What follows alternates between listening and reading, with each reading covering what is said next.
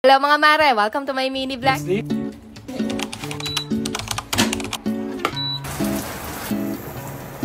Magandang araw mga mare, kamusta naman ba ang buhay-buhay natin dyan? Tara at samahan nyo muna ulit kami sa isang panibagong araw.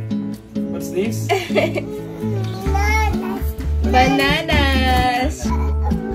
Banana! Ayush, ayush, ayush, ayush, ayush, ayush.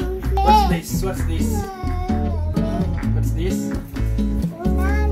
Banana! Good job!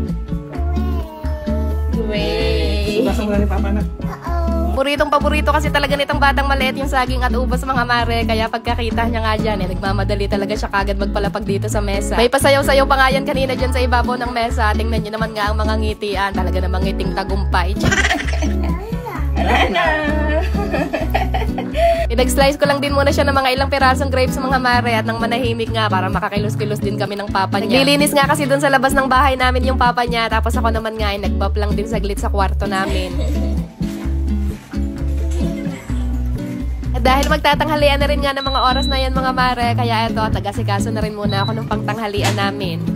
At dahil maulan na naman nga ang panahon ngayon mga mare, kaya for today's ulam nga namin, for the sinabawan na naman nga uli kami. Napakasarap naman kasi talagang humigop ng mainit na sabaw kapag nga ganitong maulan at medyo malamig din ang panahon. Ginamit ko lang din muna pala tong induction cooker ko sa pagluluto ngayon para hindi na nga masyadong maraming kalat at para mabilis ang luto lang din. Sobrang bilis lang din kasi talaga makaluto dito mga mare dahil yung init niya nga ay parang dumidirekta na kagad sa pagkain. Bihirang-bihira ko lang din talaga to gamitin dahil alam niyo naman at kapag nga ganitong mga electric cooker, medyo malakas din talaga to sa kuryente. Order lang din talaga ako ng ganito para kapag nga biglaan kaming naubusan ng gas, ay meron pa rin ako mapaglulutuan. Kaya maganda rin talaga na meron tayong ganito sa bahay for emergency. Kaya kung bet nyo rin nga ng ganitong induction cooker, ilalagay ko na lang din yung link sa comment section.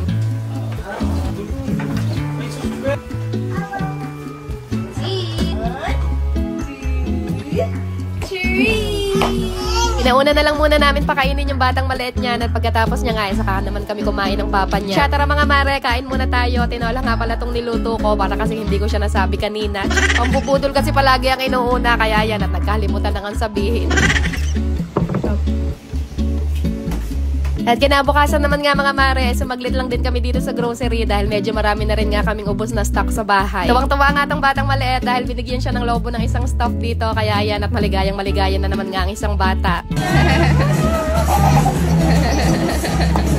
Hindi na pala ako masyadong nag-video dyan sa loob ng supermarket mga mare dahil bawal talaga mag-video dyan. Kaya ayan, at dito na nga lang ako sa labas kinuhanan ng asawa ko. Ngiting tagumpay na naman nga ang kumare nyo dahil ayan, at nakapag-add to cart na naman nga. Meron din nga pala ako nakuhang free na kawali dyan, kaya meron na naman nga uli akong pandagdag sa mga collection ko.